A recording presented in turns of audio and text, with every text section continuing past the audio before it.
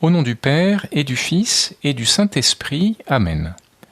Mon Seigneur et mon Dieu, je crois fermement que tu es ici, que tu me vois, que tu m'entends. Je t'adore avec profonde révérence. Je te demande le pardon de mes péchés et la grâce de faire avec profit ce moment de prière. Ma Mère Immaculée, Saint Joseph, mon Père et Seigneur, mon ange gardien, intercédez pour moi. Il y a quelques jours, un ami m'a montré une vidéo stupéfiante. Ça se passe en Afrique du Sud, dans une réserve naturelle. On voit un homme jouer au foot avec un énorme lion et 2 lionnes. Les 4 se disputent un ballon rouge. L'homme ne se laisse pas du tout impressionner par les rugissements de ses petits camarades. Il n'hésite pas à dribbler les lions et à récupérer le ballon chaque fois qu'il le perd. Et à la fin, l'énorme lion lui saute au cou, un peu comme les joueurs qui se congratulent à la fin d'un match difficile. Alors la scène est saisissante. Ce zoologiste sud-africain donne un bel exemple d'autorité naturelle. On le voit au milieu des fauves, il les comprend, il communique avec eux, la confiance est réciproque et les lions reconnaissent son autorité. Alors, quand j'ai vu ça, j'avais en tête la préparation des 10 minutes de ce matin. Évidemment, ça va être un peu différent comme cadre. Jésus enseigne dans la synagogue de Capharnaüm, il chasse un démon, mais on voit les auditeurs qui adhèrent à sa personne, qui reconnaissent son autorité. Alors, pourquoi les Juifs présents dans la synagogue ce matin-là ont-ils adhéré de cette manière à ta personne, Seigneur ? Saint Luc commence son récit ainsi. Jésus descendit à Capharnaüm, ville de Galilée, et il y enseignait le jour du sabbat. La scène se passe dans cette synagogue, on peut en voir des vestiges aujourd'hui, c'est très impressionnant d'ailleurs d'aller prier là. On peut imaginer la synagogue pleine de monde, car Capharnaüm c'était un peu la ville de ressources et les villages voisins n'avaient pas tous de synagogue. Le sabbat, tout juif avait le droit de se lever pour commenter les lectures, et donc ça n'a étonné personne de voir Jésus se lever et se mettre à enseigner. Mais immédiatement, les gens réalisent que ce jour-là, c'était différent.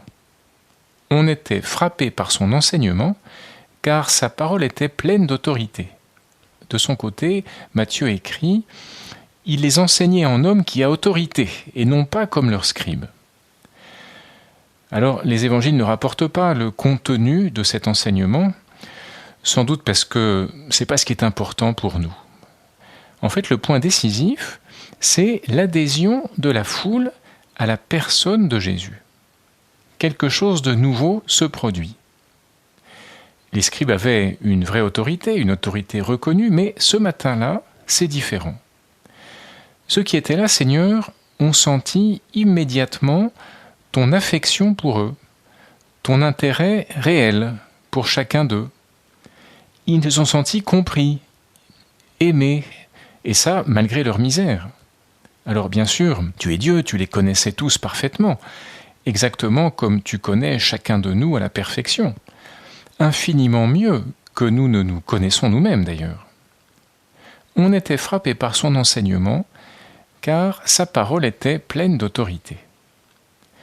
Et là, on devine que le vrai ressort de l'autorité, c'est l'amour. Pardon Seigneur si la comparaison est un peu limite, mais nos lions joueurs de foot sentaient aussi l'affection de cet homme qui les connaissait depuis leur naissance. D'où cette autorité étonnante, cette confiance. En tout cas, dans la synagogue de Capharnaüm, on voit que tous adhèrent du fond du cœur à la personne de Jésus. Alors c'est justement cette adhésion qui rend furieux un démon qui était là. Il y avait dans la synagogue un homme possédé par l'esprit d'un démon impur qui se mit à crier d'une voix forte « Ah, que nous veux-tu, Jésus de Nazareth? Es-tu venu nous perdre? Je sais qui tu es. Tu es le Saint de Dieu. » Le démon est hors de lui en voyant la foule gagnée par Jésus. En plus, le face-à-face avec toi, Seigneur, toi qui es vrai Dieu et vrai homme, lui est insupportable. Je sais qui tu es, le Saint de Dieu. Lui aussi, le démon reconnaît l'autorité de Jésus. Es-tu venu pour nous perdre ?» Sa question n'en est pas une.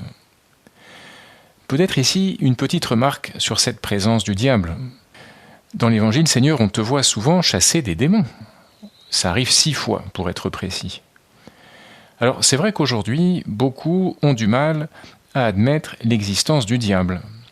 Et ils disent que des personnes comme celui-ci ne seraient que le résultat du caractère primitif de la médecine à l'époque de Jésus. On interprétait des maladies comme des possessions. Alors, c'est peut-être vrai dans certains cas, mais pas dans d'autres, et certainement pas dans l'évangile de ce matin. Jésus le menaça, « Silence, sors de cet homme !» Alors le démon projeta l'homme en plein milieu et sortit de lui sans lui faire aucun mal. On voit Jésus qui parle à l'esprit impur, qui donne des ordres. L'esprit impur résiste, agite le possédé et finit par sortir. Et ensuite, l'homme qui a été libéré reprend une vie normale. On voit bien qu'il ne s'agit pas d'une maladie qui aurait été inconnue à l'époque. Et en fait, c'est normal que les manifestations du démon se multiplient avec l'arrivée de Jésus. Satan se mobilise contre Jésus et cette lutte se manifeste ouvertement. En tout cas, s'il y a quelqu'un pour qui l'existence du diable est une évidence, c'est bien le pape François. Il en parle souvent, à tel point qu'un journaliste italien a rassemblé toutes les déclarations du pape sur le sujet dans un petit livre qui s'appelle « Le diable existe ». Alors, revenons à la synagogue. Saint Luc conclut « Tous furent saisis d'effroi et ils se disaient entre eux « Quelle est cette parole ? Il commande avec autorité et puissance aux esprits impurs et ils sortent. » Ils sont saisis d'effroi. Mais en fait, pas nous, Seigneur, au contraire. Cette scène fait grandir notre foi. On voit qu'avec toi, tout est possible. Rien ne doit nous intimider, pas même les esprits impurs. La fin est spectaculaire, mais Seigneur, je pense que le plus important, c'est le début. L'adhésion spontanée des personnes présentes à ta personne. Encore une fois, c'est ce point précis qui a mis le démon hors de lui. C'est ce point précis qu'il veut éviter à tout prix, éviter que nous ayons une vraie proximité avec toi, Seigneur, éviter qu'on ait une vraie vie chrétienne.